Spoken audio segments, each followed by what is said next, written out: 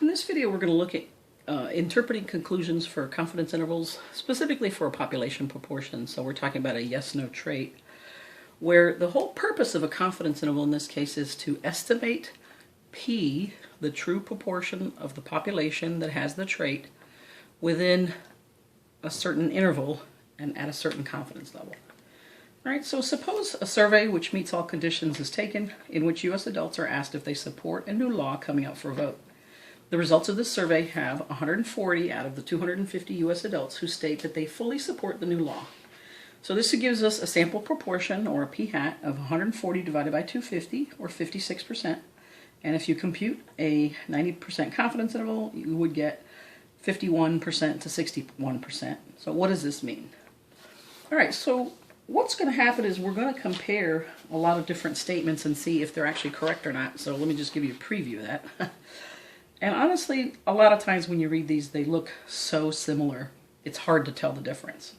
So where I start is write the sentence in a way that you know is correct. Right?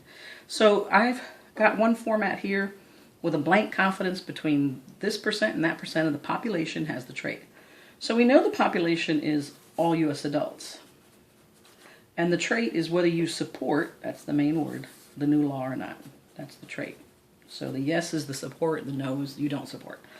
So if I were going to write this sentence for this specific scenario, I would say with a 90% confidence, between 51 and 61% of all U.S. adults support the new law. Okay. So we'll keep this for reference. I may bring this in again and compare to what the sentences actually say. All right, so the other thing I want to look at a little bit is just what is this with a 90% confidence? What does it really mean? And if this is a bit of a throwback to the penny activity toward the end of the video. You can look back at that. But essentially it means that if we take 100 samples and you calculate 100 intervals based on those samples, 90 out of the 100 intervals will capture P, the true proportion of adults who support the new law. So when you calculate one specific interval, we really never know whether it's one of the 90 intervals that caught P or one of the 10 that did not. So just to give you a quick, brief, review on that, what we know is we have sample proportions, right, which create our sampling distribution, and we know how these samples behave as long as conditions are met. And the idea is when we take a sample, so let's say our sample proportion is there, and in this case, because it's a 90% confidence interval, we go out 1.645, that's the multiplier, standard errors. We create an interval, and maybe it goes from here to here. And we did catch the P in this case in our interval. And maybe we take another sample proportion, and sorry, I know these distances aren't quite correct, but let's say you get something like this, and we caught it again, and maybe you have a sample proportion over here, right? And you caught it over here. And then sometimes you get a sample proportion that's far enough away that you don't capture P. Right?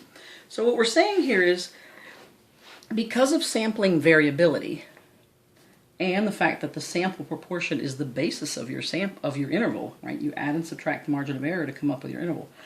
You get different samples, so therefore you get different intervals. However, 90 out of the 100 intervals will capture the truth, and then 10 will not. And we never know when we calculate an interval whether we caught P or not, because the whole purpose of finding a confidence interval is to estimate P because we don't know it. All right. So now let's take a look at some interpretations here. And we'll start here. So here, between 51 and 61% of all U.S. adults support the law. So what is different here? Let me fold this and compare it to what we would normally write. So what you can see right away is there's no confidence level. Because there's none of this confidence statement here, then this implies 100% certainty. Right? We're absolutely sure that exactly between 51 to 61% of all U.S. adults support the new law. No, we're not. We never know anything for certain. So this is incorrect. Not a good statement. Let's take a look at another one. We're 90% sure that in this survey, between 51 and 61% of U.S. adults support the new law. Now, as we're going through these, you might want to pause, just kind of think about it, and then, hear what I put together for you to see why a statement is right or not right. So in this case, what this is talking about, first of all, is in this, so one specific survey. And survey, you could think of it as really just a sample. But our statement is not about samples. It's about what? It's about all U.S. adults. We're trying to capture P, the population proportion, right? So we don't really care about a specific survey, right? Now, if you were to care about this survey, you would actually be 100% sure that exactly 56% of the people in this survey supported the law, because you took the survey, you know everything about the survey. So this isn't even a correct statement about the one survey. However, it's definitely not correct about a confidence interval.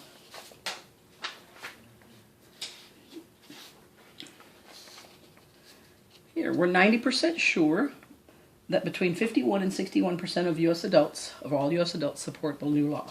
This is correct. 90% sure, you could use the word sure instead of the word confident, right? So we do mean to say that. And whether you have the word all or not in there, as long as it's implied, then it's correct. So this is a correct statement. D, if you survey a U.S. adult, you can be 90% sure that between 51 and 61% of the time they support the new law. Well, in this case, again, you're talking about surveying, and really we want to know about all U.S. adults, and you're surveying a U.S. adult. You want to know about what? All U.S. adults. So this is incorrect because we want to know about the population.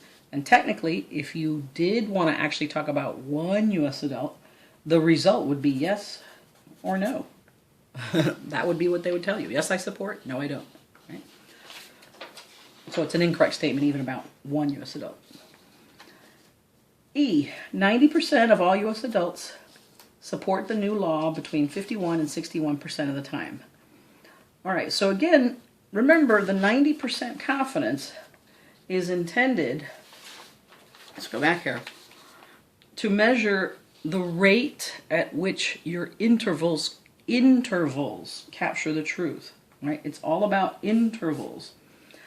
The 90% is supposed to measure how often your intervals capture the truth, or what I call the truth, how often they capture P, the mean. Instead, this is measuring what? A measurement about adults, meaning 90 out of 100 adults support the new law. Well, that's not what we're trying to measure. That's incorrect. So that is not correct.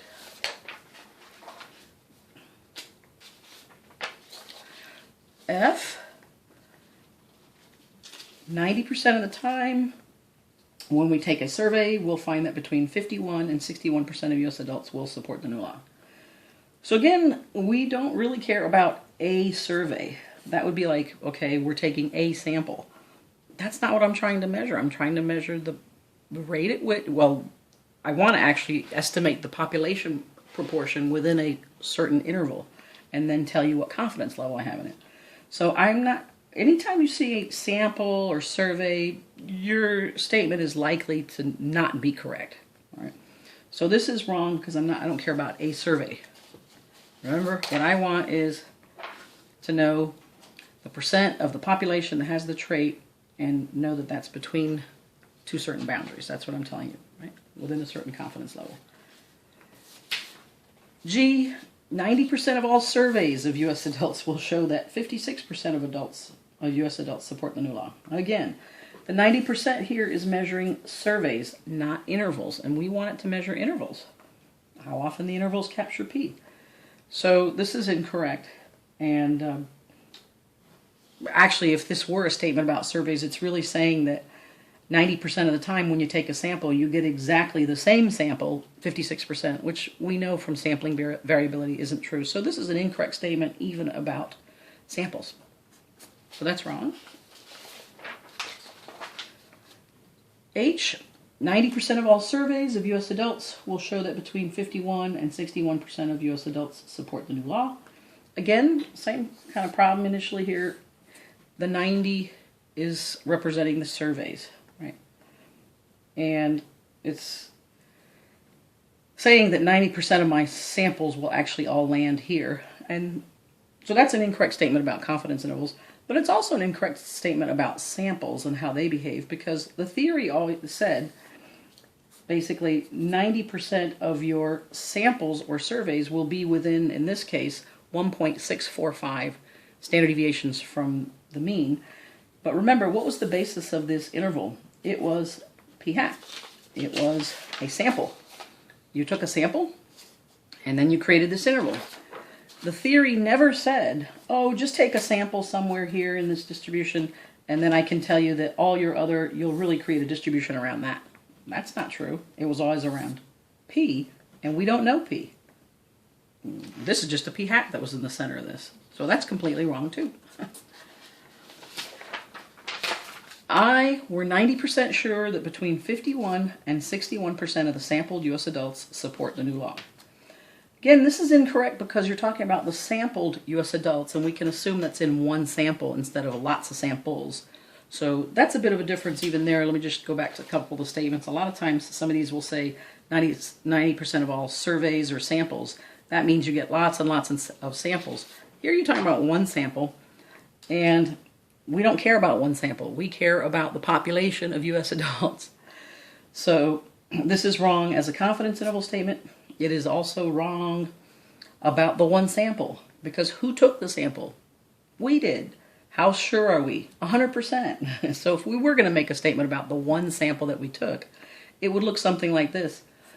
We're 100% sure that, forget about the between, exactly 56% of the sampled adults support the new law. But again, that's not what we're trying to say. Anyway, we're trying to talk about the population proportion, not a sample. All right? Thanks so much for listening.